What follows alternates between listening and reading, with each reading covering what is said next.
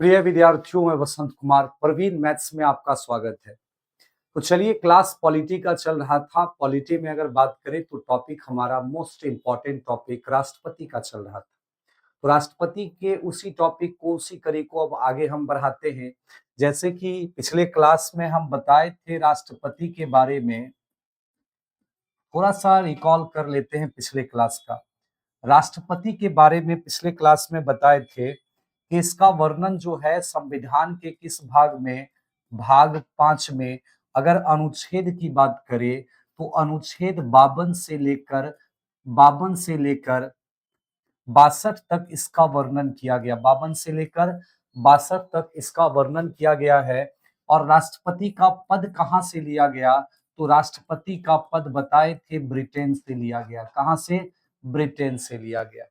और पिछले क्लास में अनुच्छेद 52 से लेकर 62 तक हम डिटेल से वर्णन कर चुके थे।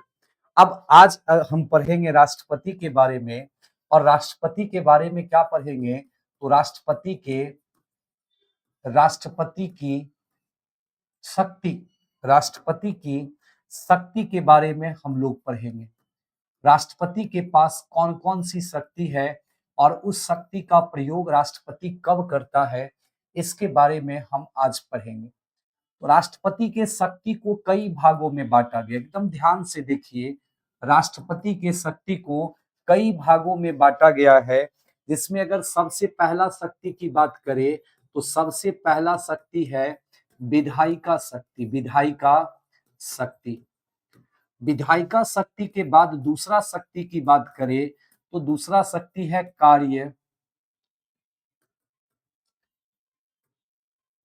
कार्यपालिका शक्ति। कार्यपालिका शक्ति।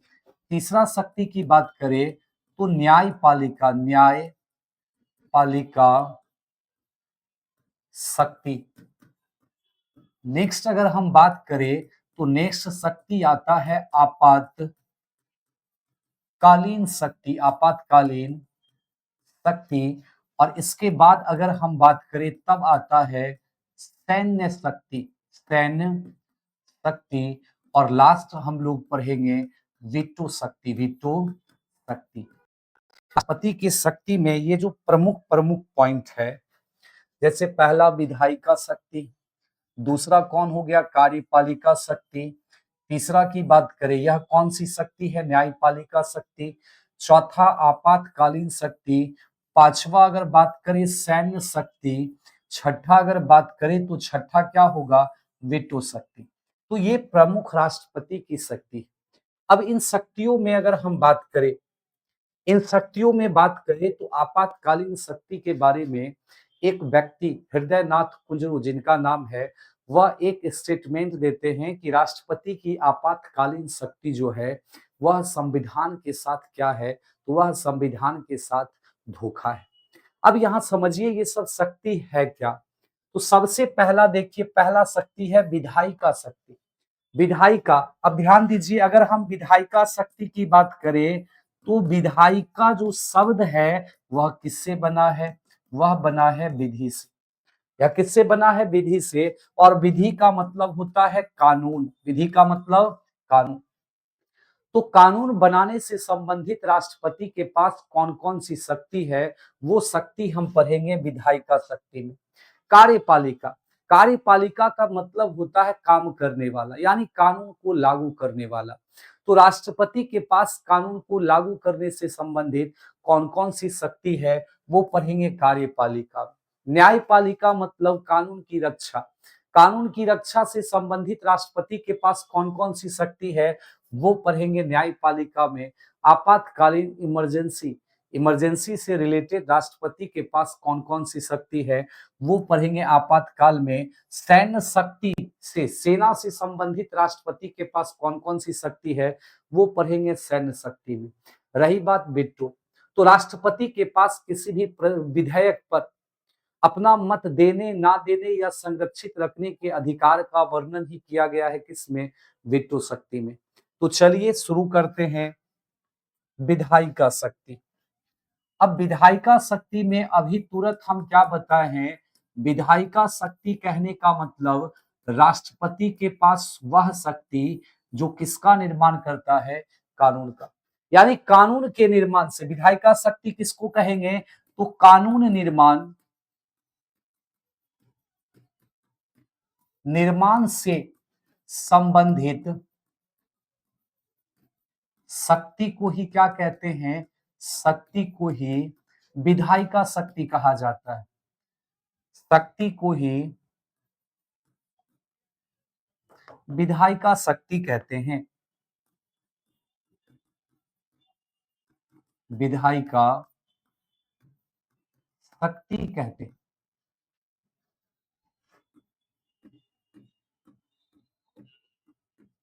अब ध्यान से सुनिए, राष्ट्रपति के पास विधायिका संबंधित शक्ति कौन कौन सी है, तो इसमें सबसे पहला अनुच्छेद आ जाता है, अनुच्छेद 79।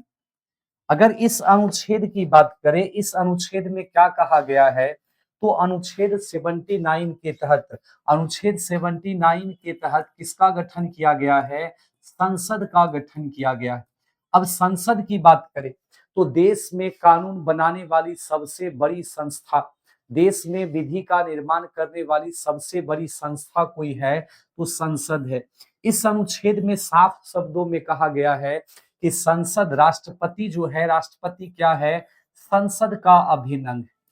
संसद के अंग की बात करें तो ध्यान दीजिए, संसद के अंग कितने हैं, तो अंग 3 हैं। सबसे पहला अंग लोकसभा, दूसरा अंग राज्यसभा और तीसरा अंग क्या है, तो तीसरा अंग राष्ट्रपति। तो देश में कानून बनाने वाली सबसे बड़ी संस्था कौन सी है, तो देश में कानून बनाने वाली सबसे बड़ी संस्था संसद है। अनुच्छेद 79 के तहत राष्ट्रपति संसद का अभिन्न अंग है, राष्ट्रपति संसद का अभिन्न अंग है। यहीं पर अगर आपसे क्वेश्चन पूछे कि संसद के कितने सदन होते, सदन मतलब जहां पर बैठक होता है।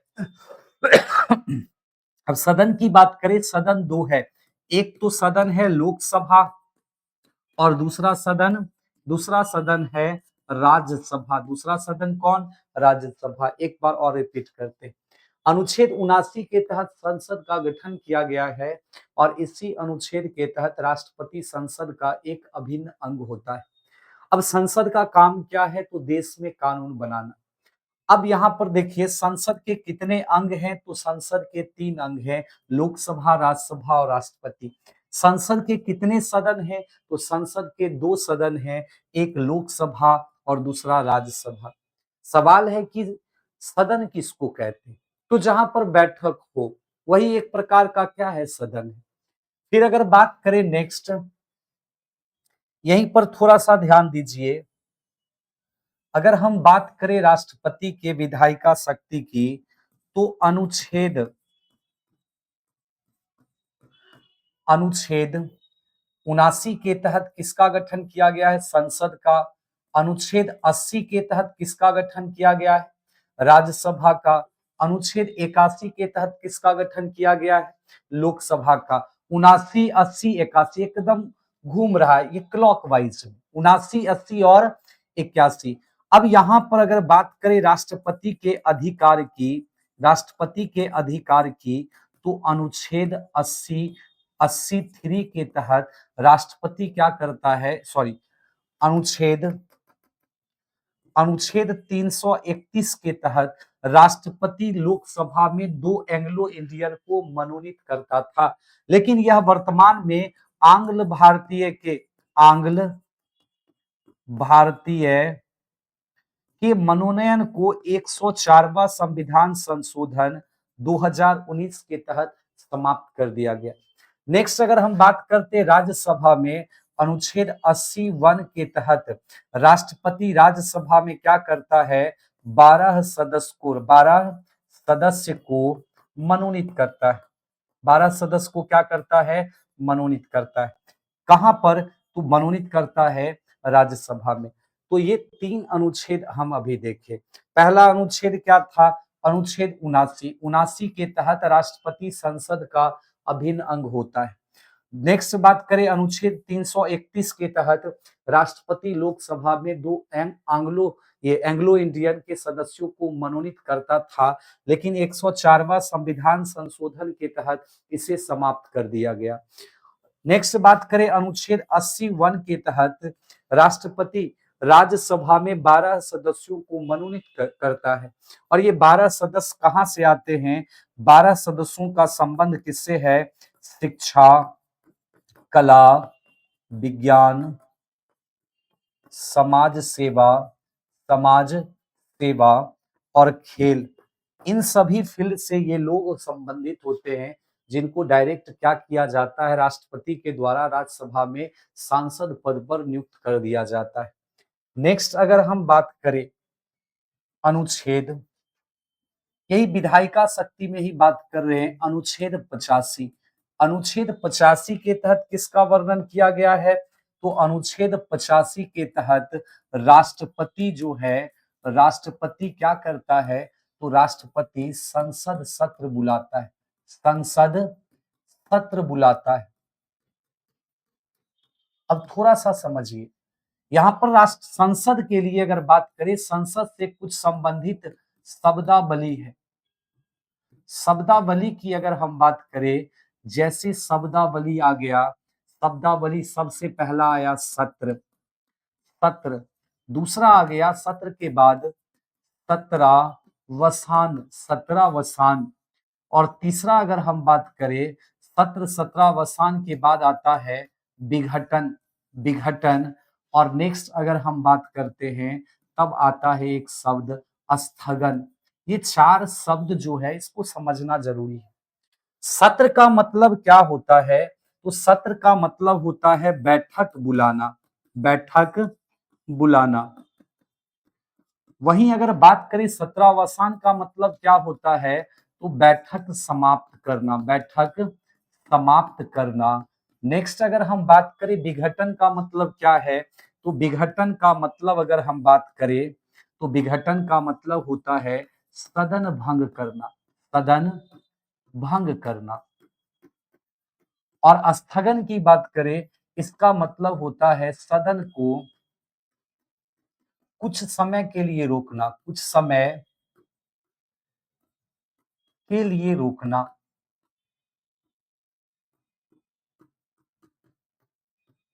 यहां समझिए, अगर हम संसद के सत्र की बात करें, तो संसद का सत्र बुलाता कौन है? राष्ट्रपति बुलाता है। संसद के बैठक की समाप्ति कौन करता है? तो यह भी राष्ट्रपति करता है। और सदन भंग करने की शक्ति किसके पास है? तो यह भी राष्ट्रपति के पास है। यानी ये तीनों काम कौन करेगा? ये तीनों काम करता है राष्ट्रपति। ये तीनों काम कौन करेगा? राष्ट्रपति।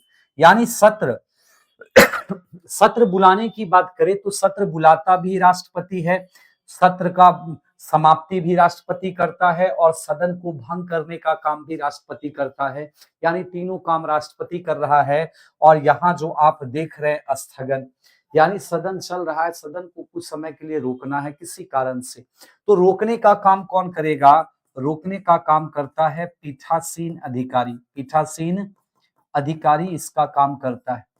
आगे अब ध्यान दीजिए, आगे अगर हम सत्र की बात करें, इसको थोड़ा सा ऊपर कर देते हैं, और अगर हम सत्र की बात करें, तो राष्ट्रपति जो है सत्र कितना बार बुलाता है? सत्र मतलब क्या? तो सत्र मतलब बैठक। और बैठक की बात करें, संसद का बैठक जो है साल में कितना बार आयोजित होता है? साल में 3 बार आयोजित होता है। अब इसको बोलते क्या है? तो पहले सत्र को बोलते हैं बजट सत्र, बजट सत्र। दूसरा होता है मानसून सत्र, मानसून सत्र। और तीसरा होता है शीतकालीन सत्र, शीतकालीन सत्र। अब ये तीनों सत्र बुलाया कब कब जाता है? तो अगर हम बात करें बजट सत्र की, बजट सत्र फरवरी में बुलाया जाता है और मई में इसकी समाप्ति हो जाती है। ध्यान से समझिए, सत्र बुलाया कब? फरवरी में। बैठक बुलाया कब? फरवरी में। सत्र समाप्त कब हुआ? बैठक समाप्त कब हुआ? यानी सत्रावसान कब हुआ? मई में। नेक्स्ट अगर बात करें, मानसून सत्र बुलाया जाता है जुलाई में, और यह सितंबर में समाप्त हो जाता है। शीतकालीन सत्र की बात करें, यह नवंबर में बुलाया जाता है और दिसंबर में समाप्त हो जाता है। तो एक साल में हम देखें संसद के कितने बैठकों का आयोजन हुआ? 3 बैठकों का। सामान्यतः संसद के 3 बैठकों का आयोजन होगा, लेकिन कम से कम जब पूछा जाए तो कम से कम में याद रखना है, कम से कम संसद का कितना बैठक होगा? तो कम से कम 2 बैठक का आयोजन किया जाएगा और उस 2 बैठक के बीच का अंतर जो होगा वह 6 माह से अधिक नहीं होगा, वह 6 माह से अधिक नहीं होगा। इस चीज को ध्यान में रखना है।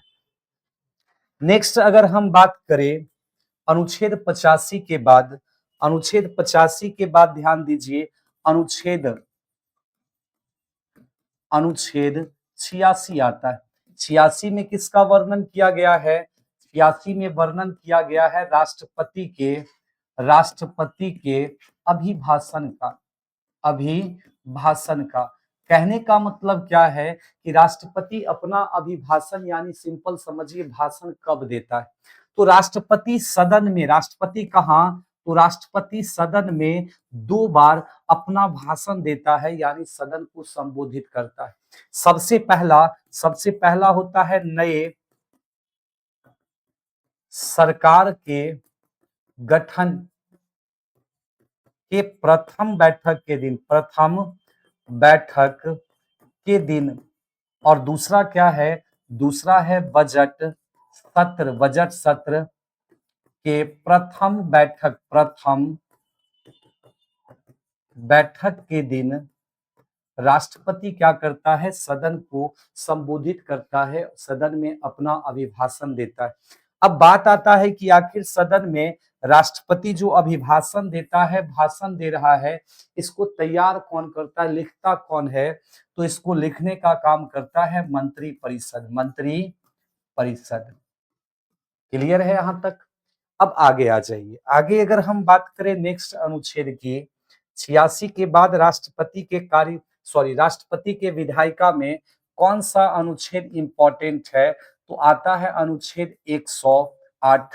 अनुच्छेद 108 अनुच्छेद 108 के तहत राष्ट्रपति क्या करता है? राष्ट्रपति संयुक्त अधिवेशन बुलाता है, संयुक्त अधिवेशन बुलाता है। अब अधिवेशन क्या है और वो भी संयुक्त अधिवेशन क्या? अधिवेशन कहने का मतलब बैठक। अभी जस्ट बताए संसद में कितना सदन है? संसद में 2 सदन है, एक लोकसभा दूसरा राज्यसभा, और दोनों का अधिवेशन यानी दोनों का बैठक अलग अलग होता है। लेकिन राष्ट्रपति के पास अनुच्छेद 108 के तहत एक विशेष शक्ति है, जिस शक्ति का प्रयोग करके राष्ट्रपति दोनों लोकसभा और राज्यसभा के दोनों अलग अलग अधिवेशन को एक साथ बुलाता है, जिसको हम किस नाम से जानते हैं? संयुक्त अधिवेशन। सवाल है कि सर संयुक्त अधिवेशन बुलाया कब जाता है? तो कब बुलाया जाएगा इसको एकदम ध्यान से समझिए। संयुक्त अधिवेशन बुलाया कब जाएगा? तो इसको समझने के लिए हमको एक चीज समझना होगा, वह क्या है? तो संसद की बात करें, संसद में कितने प्रकार का विधेयक पेश होता है? कितने प्रकार का विधेयक पेश होता है? तो वो विधेयक 4 प्रकार का पेश होता है। कितने प्रकार का? 4 प्रकार का। अब ध्यान से समझना है कौन कौन सा विधेयक है। तो एक विधेयक का नाम है साधारण विधेयक। एक विधेयक का क्या नाम है? साधारण विधेयक। दूसरे विधेयक की बात करें तो दूसरा विधेयक का नाम है धन विधेयक। धन विधेयक। तीसरे विधेयक की बात करें तो तीसरा विधेयक का नाम है वित्त विधेयक। वित्त विधेयक। और चौथे विधेयक की बात करें, इसका नाम है संविधान संशोधन विधेयक। अब इन सभी विधेयकों को का, विधेयक मतलब प्रस्ताव, विधेयक की बात करें, इसका वर्णन संविधान के किस किस अनुच्छेद में किया गया है? एकदम ध्यान से समझिए। इसका जो वर्णन है अनुच्छेद 107 में किया गया है। इसमें 107 3 10 यानी 110 में वर्णन किया गया है धन विधेयक। 110 7 17 यानी 117 में वर्णन किया गया है, अनुच्छेद 117 में वर्णन किया गया है वित्त विधेयक का, और अनुच्छेद 368 में अनुच्छेद 368 में वर्णन किया गया है किसका? संविधान संशोधन विधेयक। सर पढ़ा रहे हैं क्या? संयुक्त अधिवेशन बता रहे हैं क्या? विधेयक। तो यहाँ से समझिए, संयुक्त अधिवेशन कहने का मतलब ये तो समझ में आ गया होगा कि जब लोकसभा राज्यसभा दोनों को एक साथ बैठाया जाए तो वही संयुक्त अधिवेशन होता है। तो फिर सवाल है कि संयुक्त अधिवेशन बुलाया क्यों जाता है? तो संयुक्त अधिवेशन बुलाया जाता है जब लोकसभा और राज्यसभा में किसी विधेयक को लेकर मतभेद हो जाए। इस मतभेद को खत्म करने के लिए राष्ट्रपति संयुक्त अधिवेशन बुलाता है। और संयुक्त अधिवेशन सिर्फ और सिर्फ बुलाया जाएगा किस पर? साधारण विधेयक पर। जैसे समझिए, साधारण विधेयक लोकसभा पारित कर दिया, राज्यसभा पारित नहीं कर रहा है। हमारे देश में कानून कब बनता है? जब लोकसभा किसी विधेयक को पारित कर दे, फिर उसके बाद राज्यसभा पारित कर दे और उसके बाद राष्ट्रपति अपना सिग्नेचर करता है, तभी क्या बनता है? तभी बनता है हमारे देश में कानून। और हमारे देश में किसी भी प्रकार का कानून यदि बन रहा है तो वह कानून किसका है? साधारण विधेयक। तो संयुक्त अधिवेशन ये समझ में आ गया होगा कि क्यों बुलाया जाता है। जब दोनों सदनों में किसी विधेयक को लेकर मतभेद हो जाए तो उस मतभेद को खत्म करने के लिए राष्ट्रपति संयुक्त अधिवेशन बुलाता है। संयुक्त अधिवेशन की अध्यक्षता की बात करें तो संयुक्त अधिवेशन की अध्यक्षता कौन करता है? तो इसकी अध्यक्षता करता है लोकसभा अध्यक्ष। इसकी अध्यक्षता कौन करेगा? लोकसभा अध्यक्ष। किस विधेयक पर बुलाया जाएगा? साधारण विधेयक पर बुलाया जाएगा। तो अब एक सवाल है, क्या कभी संयुक्त अधिवेशन बुलाया गया है? बिल्कुल बुलाया गया है, संयुक्त अधिवेशन बुलाया गया है।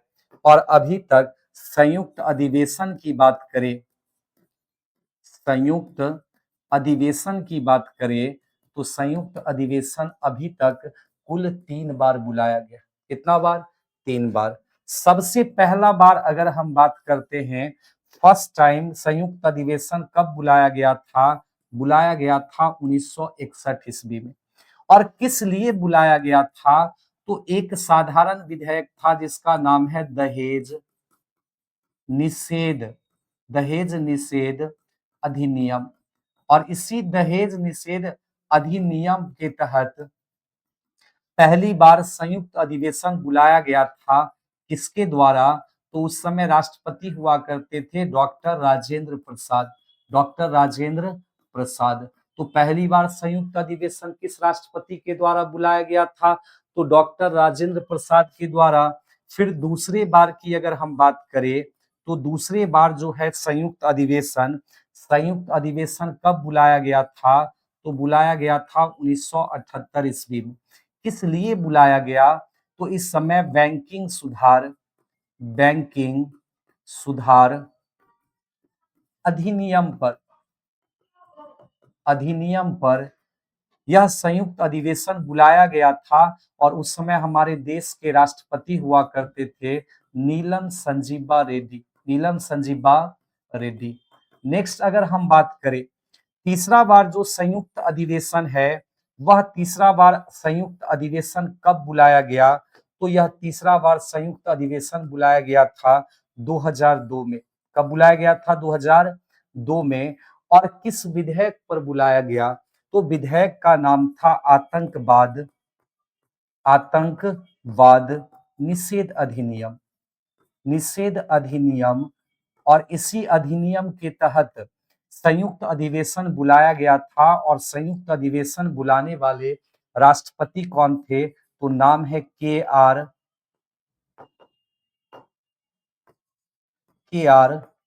नारायण। अंतिम बार संयुक्त अधिवेशन किसके द्वारा बुलाया गया था? तो अंतिम बार के आर नारायण के द्वारा बुलाया गया। और पहली बार किसके द्वारा बुलाया गया था? राजेंद्र प्रसाद के द्वारा बुलाया गया। तो चलिए आज इसी के साथ क्लास को समाप्त करते हैं। अगले क्लास में इसको फिर आगे बढ़ाएंगे और शायद अगले क्लास में राष्ट्रपति की शक्ति समाप्त हो जाएगी। धन्यवाद।